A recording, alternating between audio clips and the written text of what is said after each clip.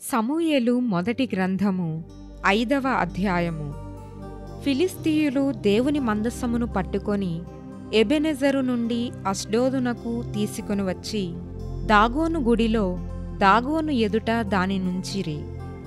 అయితే మరునాడు అష్డోదు వారు ప్రాతకాలమందు లేవగా, ఇదిగో దాగోను యెహోవా మందసము ఎదుట నేలను బోర్లబడి ఉండెను. కనుక వారు దాగోనును లేవనెత్తి వాని స్థానమందు మరలా ఉంచిరి. ఆ మరునాడు వారి ఉదయముననే లేవగా, దాగోను యెహోవా మందసము ఎదుట నేలను బోర్లబడి ఉండెను. దాగోను యొక్క తలయు 2 అరచేతులును తెగవేయబడి గడప దగ్గర పడియుండెను. వాని మొండెము మాత్రము వానికి మిగిలియుండెను.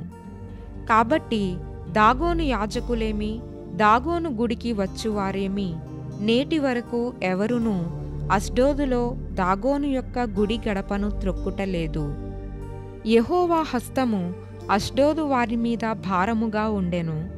అష్డోదు వారిని దాని సరిహద్దులలోనున్న వారిని ఆయన గడ్డల రోగముతో మొత్తి వారిని హతము చేయగా, అష్డోదు వారు సంభవించిన దాని చూచి, ఇశ్రాయేలీయుల దేవుని హస్తము మన మీదను మన దేవతయగు దాగోను మీదను బహుభారముగా నున్నదే.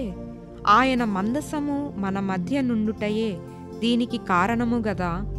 అది ఇక మన మధ్య నుండకూడదని చెప్పుకొని ఫిలిష్తీయుల సర్దారులందరినీ పిలువనంపించి, ఇశ్రాయేలీయుల దేవుని మందసమును మనము ఏమి చేయుదుమని అడిగిరి.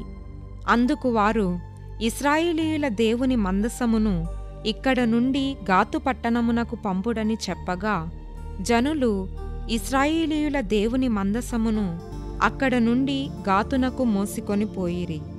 అయితే వారు అష్డోదు నుండి గాతునకు దానిని మోసుకొని పోయిన తరువాత యెహోవా హస్తము ఆ పట్టణపు పెద్దలకు పిన్నలకు రహస్య స్థానములలో గడ్డలు లేపి వారిని మొత్తి గొప్ప నాశనము చేసెను.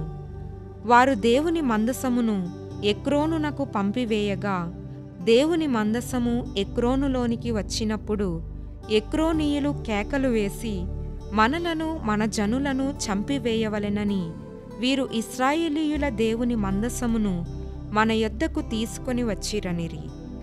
కాగా జనులు ఫిలిష్తీయుల సర్దారులనందరి పిలువనంపించి, ఇశ్రాయేలీయుల దేవుని మందసము మనలను మన జనులను చంపకుండునట్లు స్వస్థానమునకు దానిని పంపించుడనిరి. దేవుని హస్తము అక్కడ బహుభారముగా ఉండెను గనుక మరణ భయము ఆ పట్టణస్థులందరినీ పట్టియుండెను. చావక మిగిలియున్నవారు గడ్డల రోగము చేత మొత్తబడిరి. ఆ పట్టణస్థుల కేకలు ఆకాశము వరకు వినబడెను.